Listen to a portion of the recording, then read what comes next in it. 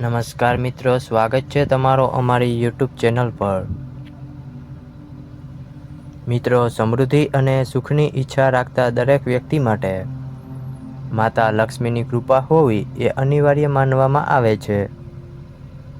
પ્રાચીન ધર્મની માન્યતા છે કે જે ઘરમાં દેવી લક્ષ્મીનું આગમન થવાનું હોય છે ત્યાં વાતાવરણમાં એક અનોખી સકારાત્મકતા અનુભવાય છે। લક્ષ્મીજીના પધારવાના સંકેતો ઘણીવાર પ્રકૃતિ અને આપણી આસપાસના બનાવો દ્વારા મળતા હોય છે, જેને જો આપણે ધ્યાનથી ઓળખી લઈએ તો જીવનમાં ધન અને ખુશાલીનો માર્ગ મોકળો થઈ જાય છે। મારું માનવું છે કે આ સંકેતો માત્ર ધાર્મિક પ્રતીકો નથી, પરંતુ તે એક ગહન ઇશારો છે કે તમારા જીવનમાં સકારાત્મક પરિવર્તન આવી રહ્યું છે। જ્યારે તમારા સારા કર્મોનું ફળ પાકવા લાગે છે ત્યારે બ્રહ્માંડ તમને અદૃશ્ય રીતે તૈયાર કરે છે, જેથી તમે તમારી આવનારી સફળતાને સંપૂર્ણ રીતે સ્વીકારી શકો। આ સંકેતો મળવાથી મનમાં એક નવી આશા જન્મે છે, જે વ્યક્તિને પોતાના લક્ષ્યો માટે વધુ મહેનત કરવા પ્રેરિત કરે છે। તો મિત્રો, ચાલો જાણીએ એક પછી એક શુભ સંકેતો। પણ તે જાણતા પહેલા મિત્રો, તમે અમારી ચેનલ પર નવા છો તો ચેનલને સબસ્ક્રાઈબ કરો અને વિડીયો પસંદ આવે તો લાઈક શેર કરી કોમેન્ટમાં જય માં લક્ષ્મી અવશ્યથી લખજો। પ્રથમ સંકેત છે ઘરમાં મધમાખીના છત્તાનું બનવું। લક્ષ્મીજીના આગમનનો પ્રથમ અને સૌથી વિશેષ સંકેત તમારા ઘરમાં કોઈ પણ ખૂણામાં મધમાખીનો છત્તો બની જવો। ધાર્મિક માન્યતા છે કે જે ઘરમાં મધમાખી રહેઠાણ બનાવે છે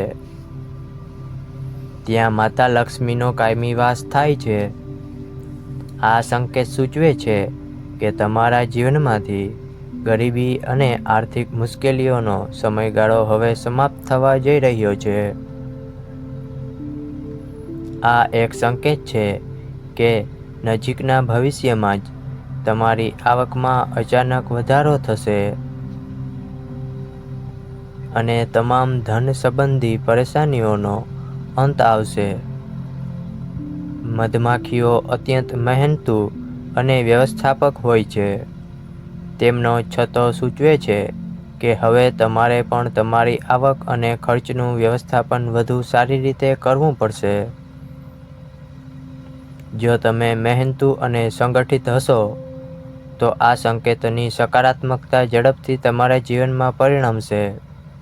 બીજો સંકેત છે પક્ષીઓ દ્વારા માળો બનાવવો।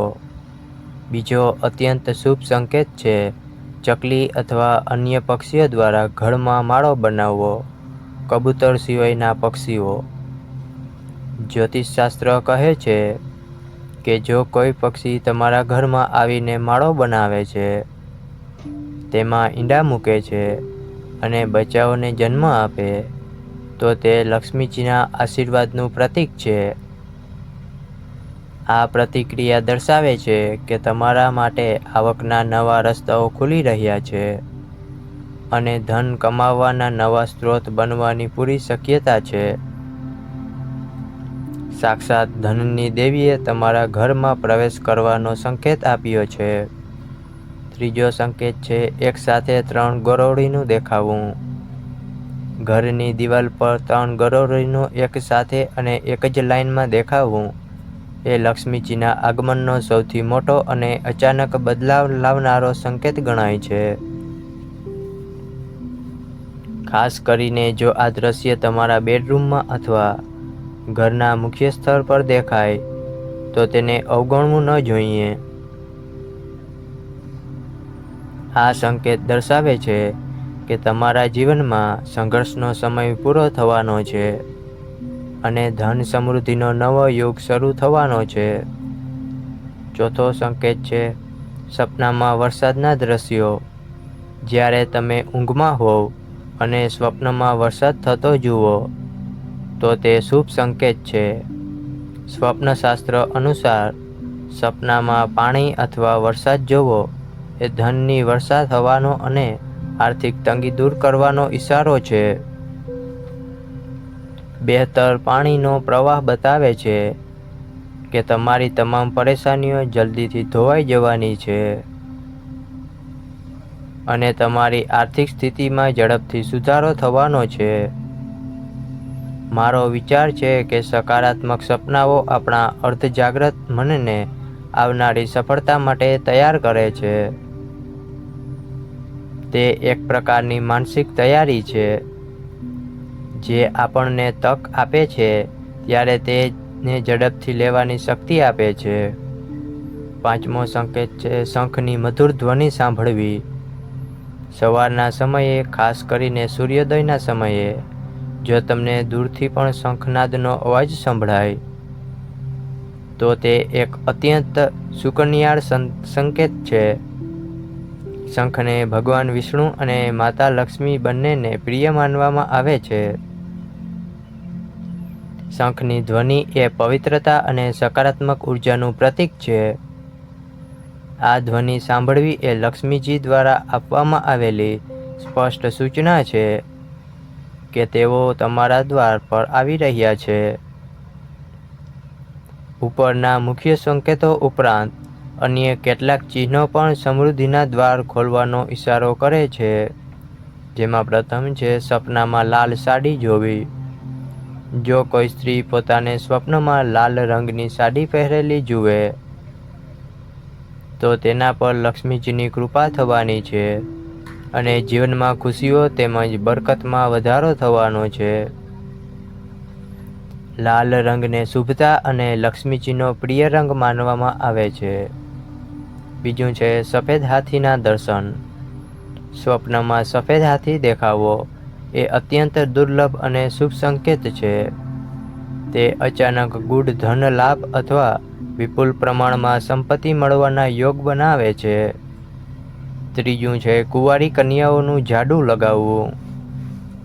સવારે ઘરની બહાર નીકળતી વખતે કુંવારી કન્યાઓ એટલે કે નાની બાળકીને જાડું લગાવતી જોવી એ લક્ષ્મીજીના આગમનનું પ્રતીક છે.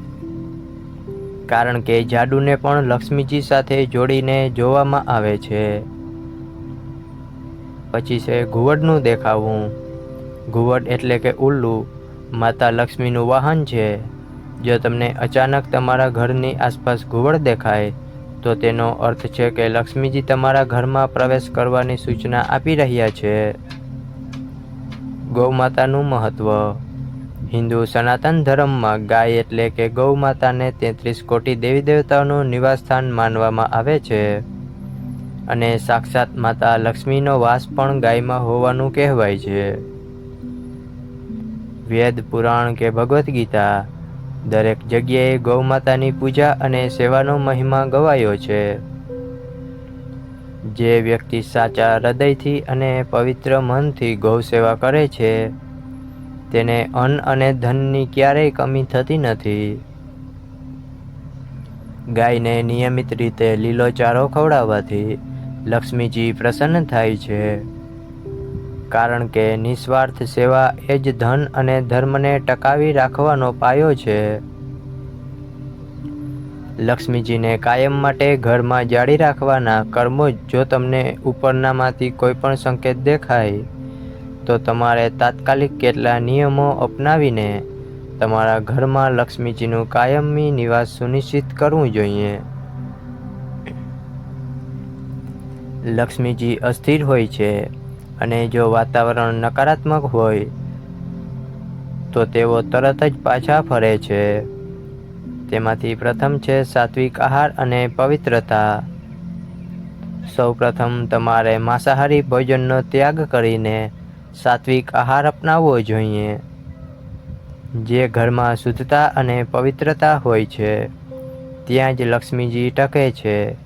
જો તમે સંકેત મળ્યા પછી પણ નકારાત્મક આદતો ચાલુ રાખશો તો લક્ષ્મીજી આવ્યા છતાં પાછા ફરશે. ધનનું સ્વાગત કરવા માટે શરીર અને મનની શુદ્ધિ અનિવાર્ય છે. બીજું છે સ્ત્રીઓનું સન્માન અને આદર. લક્ષ્મીજીને કાયમી રાખવા માટેનો બીજો સૌથી મોટો નિયમ છે ઘરની મહિલાઓનું સન્માન. ક્યારેય કોઈ માતા, બહેન, પત્ની કે કુંવારી કન્યાઓનું અપમાન ન કરવું. જે વ્યક્તિ સ્ત્રીઓનો અનાદર કરે છે અથવા તેમની સાથે દ્વેષભાવ રાખે છે તેના ઘરમાં લક્ષ્મીજી ક્યારેય કાયમી વાસ કરતા નથી. મારો સિદ્ધાંત છે કે લક્ષ્મીજી સ્ત્રી શક્તિનું જ પ્રતીક છે. જ્યાં સ્ત્રીનું સન્માન નથી ત્યાં ધનનો નિવાસ શક્ય નથી. ત્રીજું છે ભોજનનો આદર અને શિસ્ત. નાની કુંવારી કન્યાઓ, બાળકીઓ જ્યારે ભોજન કરતી હોય ત્યારે તેમને ભોજન અધૂરું છોડીને ઊભી ન કરવી. ઘણીવાર માતાઓ કામ માટે ભોજન કરતી બાળકીઓને વચ્ચેથી જ ઊભી કરી દે છે. જ્યોતિષ મુજબ ભોજનનો આદર અને શાંતિ એ લક્ષ્મીજીના આશીર્વાદનો એક ભાગ છે. અને જમતી વ્યક્તિને ઉઠાવી લેવાથી ઘરમાં દોષ લાગે છે. આમ માતા લક્ષ્મીના આ સંકેતો માત્ર એક સંદેશ છે કે તમારા માટે સમૃદ્ધિનો માર્ગ ખુલી રહ્યો છે. પરંતુ તેને કાયમી સફળતામાં બદલવા માટે તમારે સકારાત્મક કર્મ, શુદ્ધિ અને સન્માનના આ મૂળભૂત સિદ્ધાંતોનું પાલન કરવું જ પડશે. જો તમે આ નિયમોનું પાલન કરશો તો ધનની દેવી હંમેશા માટે તમારા ઘરમાં બિરાજમાન રહેશે અને તમારા જીવનમાં સુખ શાંતિનો વરસાદ વરસાવશે.